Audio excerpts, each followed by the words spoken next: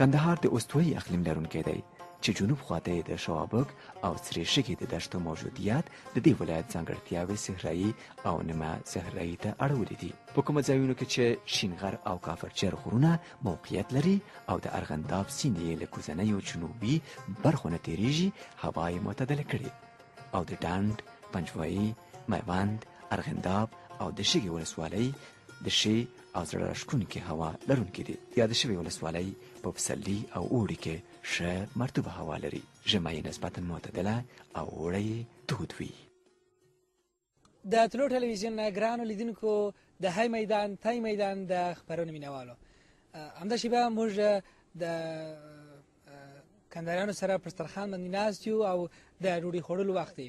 موږ غوښتل چې همدغه شیبه له تاسو سره هم شریک کړم او د کندهار ښار او د کندهاریانو د خوړو په اړه تاسو هم معلومات پیدا کړئ. تر کوم ځای چې زه ګورم او د څو ورځې دلته یم، په کندهار کې خواړه زموږ د نورو ولایتونو په پرتله ډېر زیات فرق لري.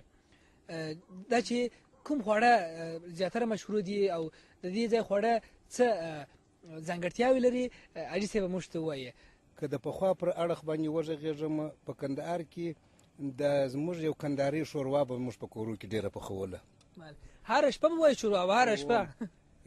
نو بیا به د هغه وروسته چې څه تمدن مابین شو، د وریجې را رویکاره سولې، وریجې سره دغه سولې، بیا غوښې سولې، بیا خورمه پر دغه سوله په کندهار کې.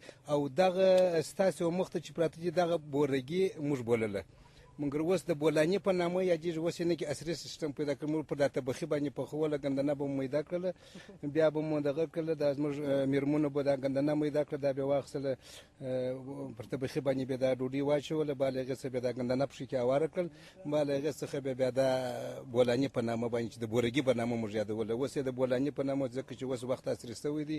دغه زموږ د کندهار خواړه وو.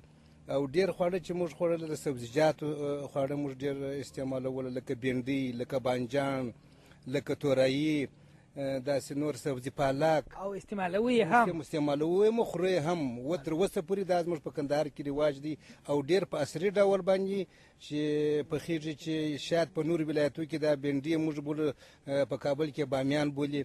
دا په کابل کې پخوا وختو کې نه و، د کندهار څخه بوتله، دا ګندنه به هم د کندهار څخه په موټرانو کې بارېدل. دغه زموږ د کندهار هغه مشهوره خواړه و، شیان چې و. غوښه خو په کندهار کې ډېره خلک استعمالوي، بیا په زیاته د پسه غوښه ډېره استعمالوي. د کندهار خلک ځان وږي پرېږدي په دغه باندې، مقصد ماښام ته یو شوروا او د پسه غوښې چې وس یې ونرسي، د وايي غوښې له هم برابروي کله کله دغه څیر. بله ګران دوستانو، د کندهار په ښار کې په کورونو کې د خانو د غریب په ټولو کورونو کې هره شپه د غوښې شوروا باندې، او هغه په دې قدر چې دلته د کورنۍ لږ څه ډیکټاتور دی، د نظام ډیکټاتور دی.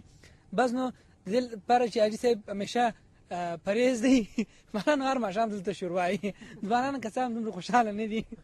مجيب الرحمن جان خبره خو داسې ده چې صحي د لحاظ څخه، د طب د لحاظ څخه د کندهار کې چې دا شوروا استعمالیږي، دا په صحي لحاظ باندې هم ښه ده. دا شوروا ډېره نرم وي، هلته معده ډېر حرکات پر کولی شي، او دا کلک شیان چې دي په هغه په معده کې دونه نه حل کېږي. اکثره خلک د مریضۍ سره مخامخ دي. د کندهار خلک چې تندرسته دي او داسې باقوته دي، دا شوروا خوري ډېره جرات دي.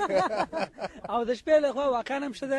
او ګران دوستانو، د دې ځای د خوړو بله ځانګړتیا دا ده چې د شمال په پرتله چې دلته وروجو ته او نور شیانو ته غوړي اصلا چې ډېر کم استفاده ځینې کېږي. او په دې سیمه کې ځکه چې سبزیجات زیات دي، نو دلته د دې سبزیجاتو څخه زیاتره خواړه جوړیږي او خلک یې هم ډېر په اشتها خوري. نن موږ هم دلته مېلمانه یو، خواړه هم ډېر خوندور دي. ستاسو ځای خالي، خو ستاسو لخوا به زه حتمن یو څو غټې غټې ګولې ووایم. بس نوش جان مو بس تاسې خپل خوراک شروع کړئ. دا چې ستاسو مخ ته هر څه خواړه پراته دي، د کندهار یې بولې، د بل ولایت یې بولې، او شلومبې په کندهار کې ډېرې خوړل کېږي. دا د خوب د خوب پیچکاري ده، خصوصا د دوبي په وخت کې چې دغه 40 درجې یا 45 درجې حرارت ګرمي وي، چې دغه شلومبې نه وي، دلته په کندهار کې ژوند هم ډېر مشکل دی.